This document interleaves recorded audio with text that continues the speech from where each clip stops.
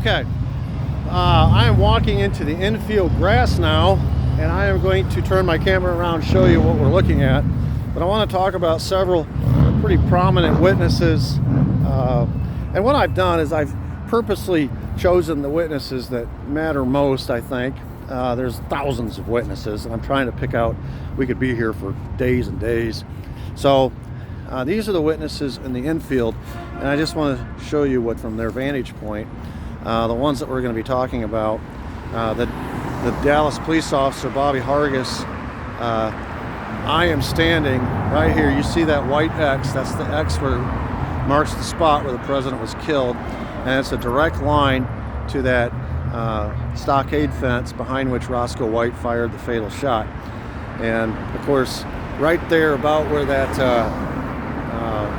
reflector strip is in the road was where Bobby Hargis, the Dallas police officer on the motorcycle, one of the four that was permitted to escort the limousine, that's about where he was, and that's why he got splattered with brains and blood and chunks of the president's skull all over his visor shield and the shield on his bike.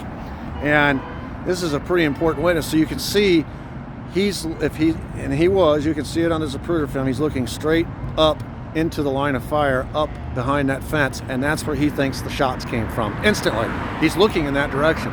It's interesting, the bikes on the other side that were looking back towards me, they did not respond the same way because they were looking towards the infield. But Hargis was looking towards the grassy knoll. So he saw what he saw and he responded accordingly.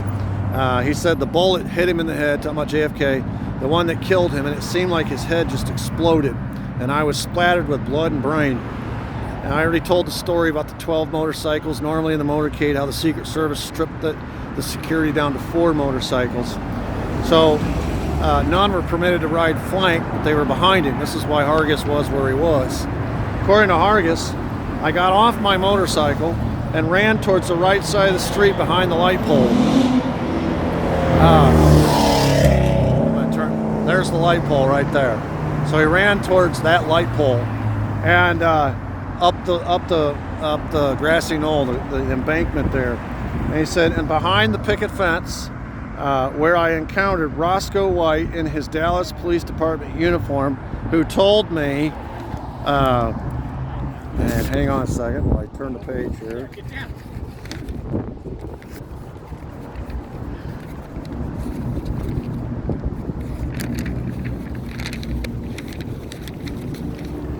Anyway, when he approached Roscoe White told him, I'm looking for the shooter just like everybody else.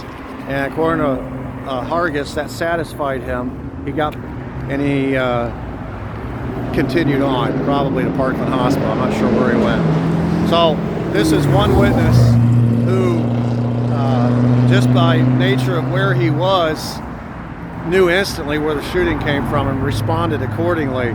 And this is another witness that corroborated. Of course, we told his story earlier, but I wanted to show you where he was on that bike and how he would suspect the shooting came from that place immediately, because that's what he was looking at.